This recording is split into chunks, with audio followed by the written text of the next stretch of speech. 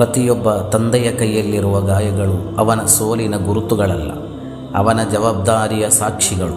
ಪ್ರತಿಯೊಂದು ಬೆಳಿಗ್ಗೆ ಅವನು ಮನೆಯಿಂದ ಹೊರಡುವುದು ತನ್ನ ಕನಸುಗಳಿಗಾಗಿ ಮಾತ್ರವಲ್ಲ, ತನ್ನ ಕುಟುಂಬದ ನೆಮ್ಮದಿಗಾಗಿ.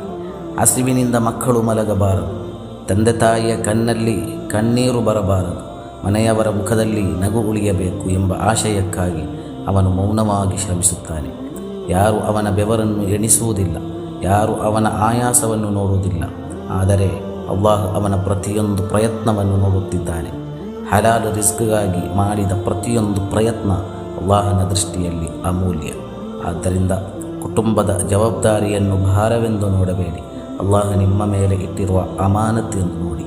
ಯಾಕೆಂದರೆ ತನ್ನ ಕುಟುಂಬಕ್ಕಾಗಿ ಮೌನವಾಗಿ ಶ್ರಮಿಸುವ ಒಬ್ಬ ಮನುಷ್ಯ ಅಲ್ಲಾಹನ ಬಳಿ ಎಂದಿಗೂ ಮರೆತು ಹೋಗುವುದಿಲ್ಲ.